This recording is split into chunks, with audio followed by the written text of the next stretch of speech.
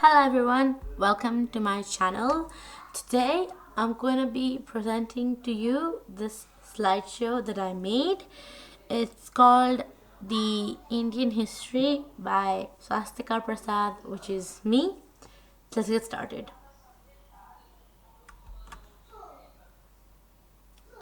First topic is physical position of India. Here I have mentioned the latitude and longitude, land borders, region, longest river, coastline, and the 5 physical units which India may be divided into.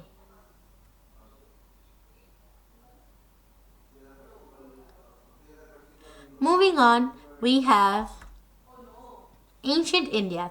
If you want to read these slideshows, you can pause the video so you can read them slowly and at your own pace. So here I have mentioned the exact beginning of the history of India. And if you didn't know this, in the history of India is divided into 3 parts. Ancient India, medieval India, and modern India. And the modern India is divided into 2 parts, which is early modern India and the which is present modern India. So this is about 55,000 years ago, which is the beginning of ancient India, where they came from and what happened, and first the civilizations that first were there and the dates that were there.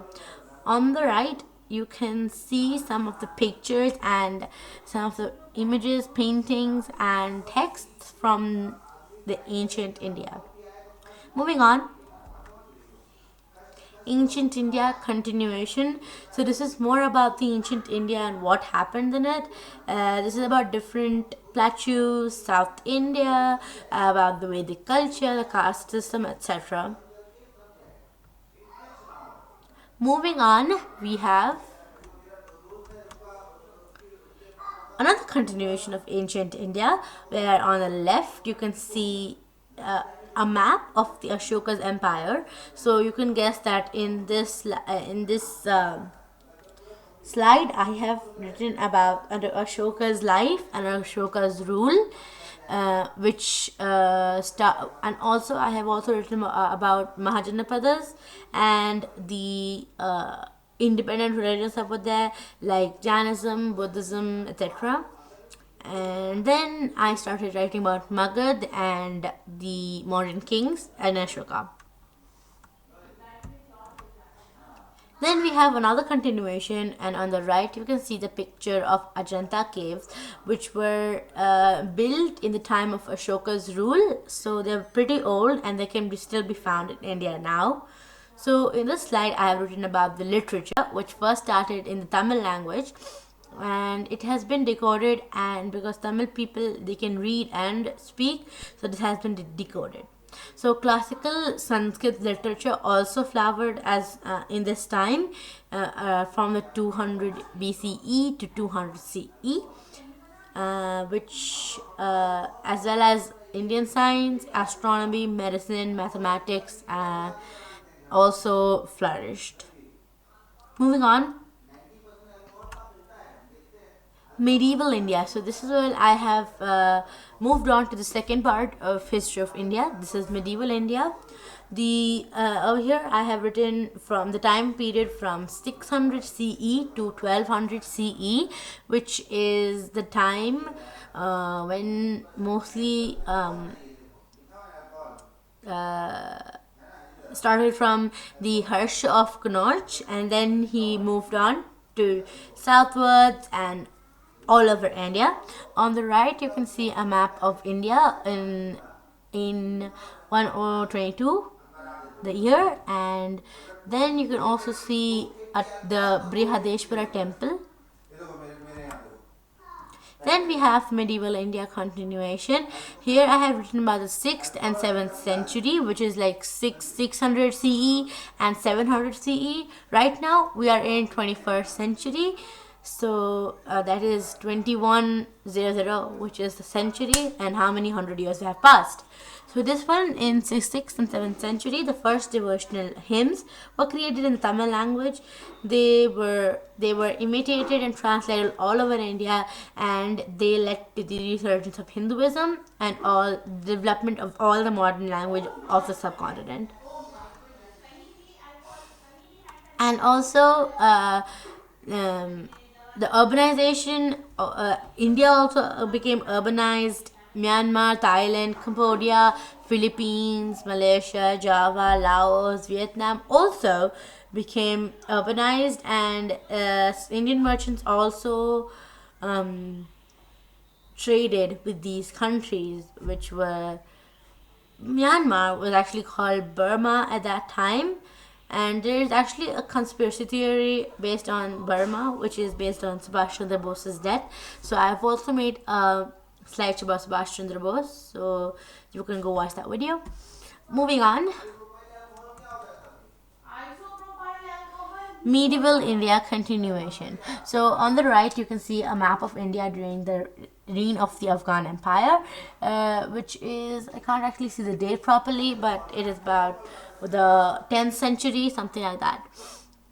So the 10th century was when the Muslim Central Asian nomadic clans invaded India, and they turned the New Delhi, which we know it today, they turned it into the Islamic Delhi Sultanate in 1206, and the Sultanate was in control of most of North India, and they tried to invade South India, but most of the time they failed. But some of South India was part of them.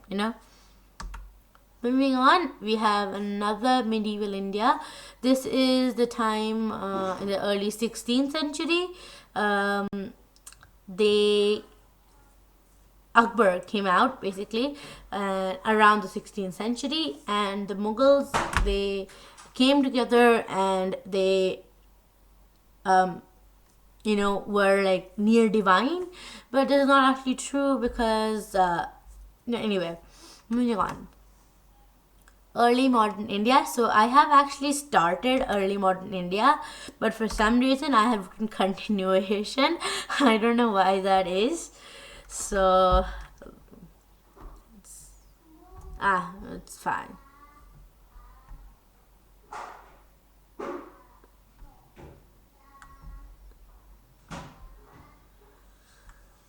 Yeah.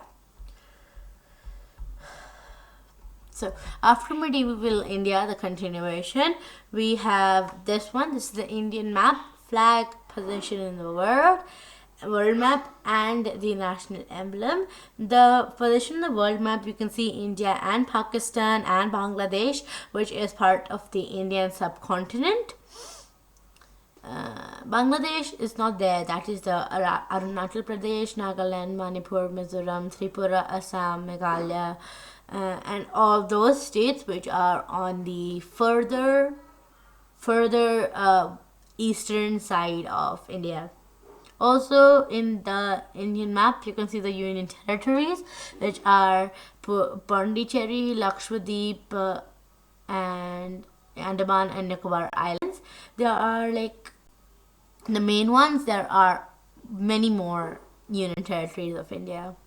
Moving on, we have the modern India. Historians considered this part to be the modern, to become started somewhere around 1848 to 1885, and then this was when British Empire reigned over India, and the Lord Dalhousie was the first Governor General of East India Company, which was somewhere around Kolkata and Assam and Odisha, West Bengal, those parts. So they basically modernized India a lot, and they made technological changes, railways changes, canals, telegraph, many. Okay, and then in 1945 finally India got independence from them, and this rest is pretty much the history that we all know. In this slide, I've also written about the Indian National Congress, which was founded in 1885, which was like the end of the modern age of India. From then, I think early modern India started, and so on. So on the right, you can see a map of India during the British Empire. Then we have early modern India continuation by the early 18th century. So this one I have written about some more about the East India Company and how they moved on to rule India, even if they just came to trade. And on the right, you can actually see on the left, you can actually see a map of India in 1795 and a map of India in 1848. And down below, you can see the coins that they used at that time. Moving on, we have modern India continuation. So this is more about the World War I and when it started and stuff. And again, with the advent of independence in 1947, the British people actually sparked the idea of a partition of India and Pakistan. They partitioned into two states, India and Pakistan, which is Pakistan's border is around Punjab and around that that area. In 1971, again Pakistan separated to become Bangladesh and Pakistan. This is the last slide, I think. This is modern India continuation. This is when they finally made their own constitution and who helped. So this was like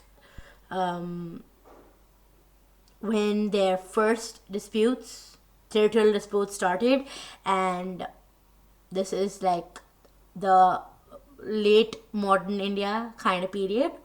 So on the left, you can see Jawaharlal Nehru.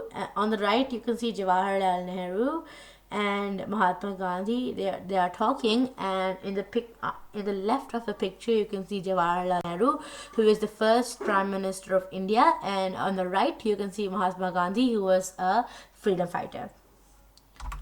So, thank you so much for showing your interest in the history of India. It was a pleasant journey making the slideshow, and I learned heaps. I hope you like the slideshow, and it would mean a lot if you will take some more of your time. Tell me what I can do to improve this slideshow. Your feedback and suggestions will be appreciated and can be submitted by email platforms by emailing your feedback and suggestion at swativarmajune@gmail.com, which is also in the red color on the screen, and I will try my best to implement those changes in the slideshows that I make in the future. Thanks again, and I'm looking forward to your emails. See you soon. Bye.